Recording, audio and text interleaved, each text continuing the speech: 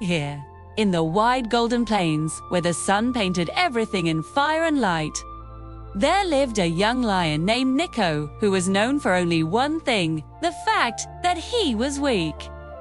At least, that was what everyone said. He was smaller than the other cubs, slower when they raced, quieter when they practiced roaring.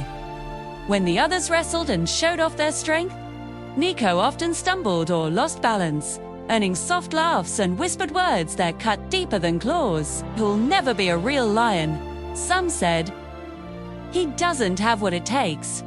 Nico heard every word, even when they thought he didn't. And each word slowly shaped the way he saw himself. Every morning, the cubs gathered near the acacia trees to train. They practiced pouncing, leaping, and roaring as loudly as they could. Nico tried his best. Truly, he did. But his legs tired quickly and his roar came out softer than the rest. When he failed, he would lower his head, wishing the ground would swallow him. Inside, a quiet voice asked again and again, "Why can't I be like them?" His mother watched from a distance, her eyes filled with concern and love. She knew Nico's struggle wasn't just physical. It was something heavier, something growing inside his heart. One afternoon, after another difficult training session, Nico wandered away from the others and climbed a small hill overlooking the plains.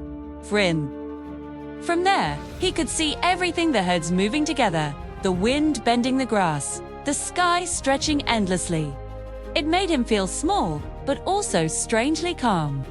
"Maybe they're right," he whispered to himself. "Maybe I'll always be the weakest." The thought hurt, but it also felt familiar, like a truth he was slowly accepting.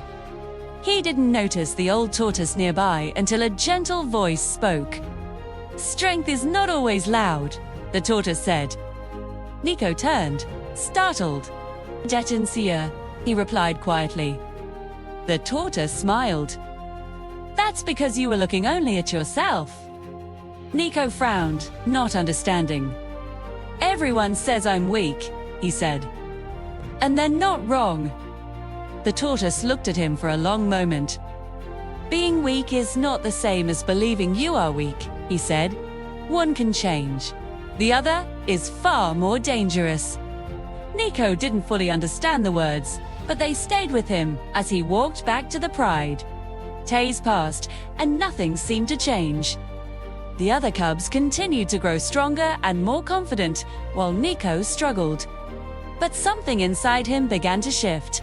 Instead of quitting early, he stayed longer.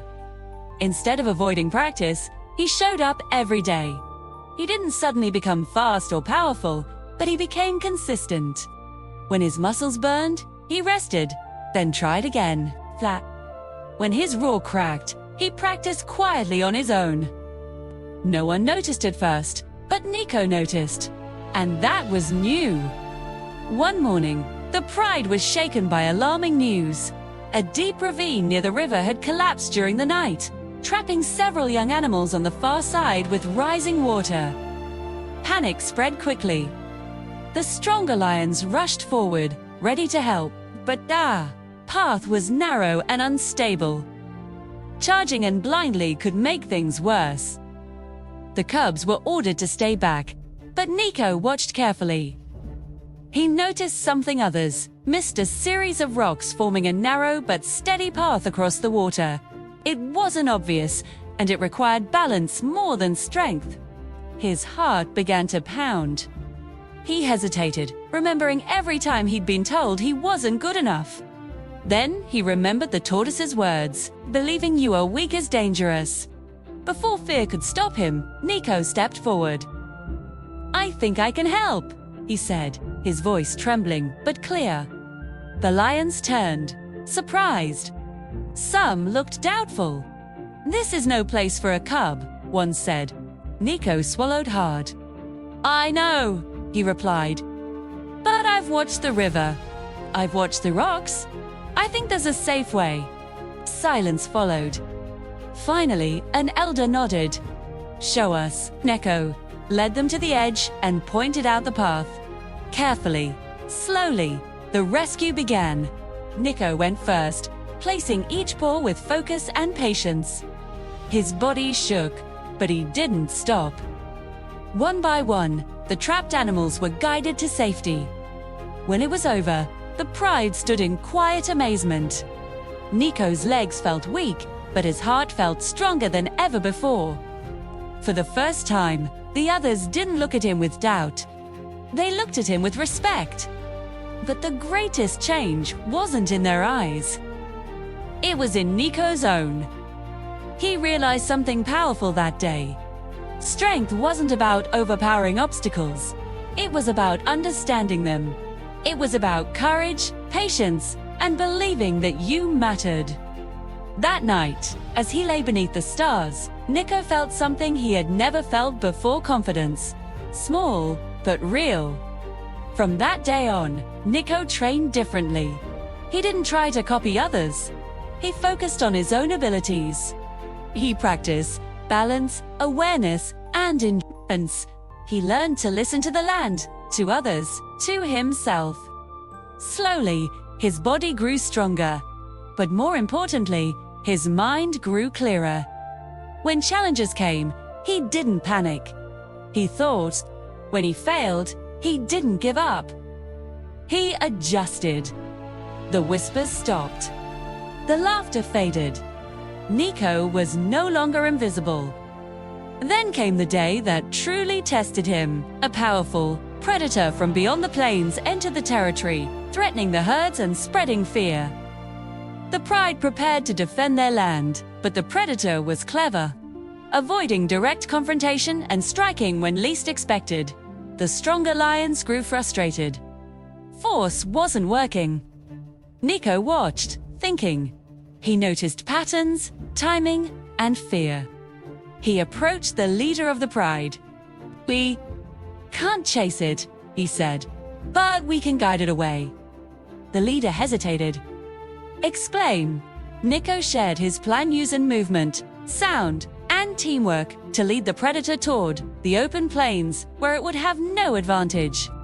It was risky, but it made sense. The pride listened. They trusted him. That realization sent a quiet thrill through Nico's chest. The plan was put into action.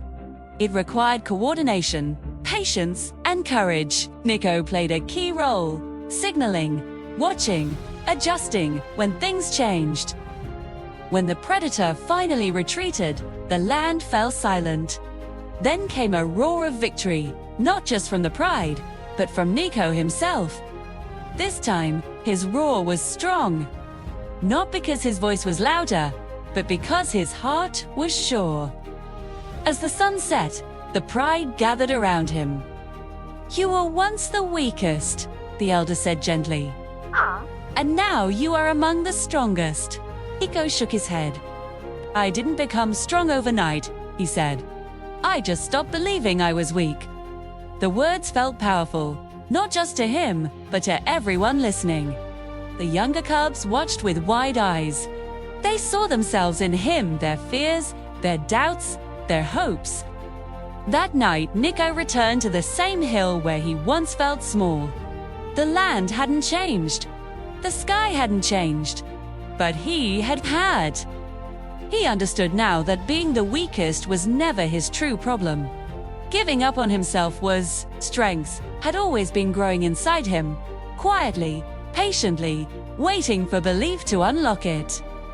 As the stars shimmered above, Nico smiled, knowing his story would one day remind others of a simple truth. The moment you believe in yourself is the moment you begin to become strong.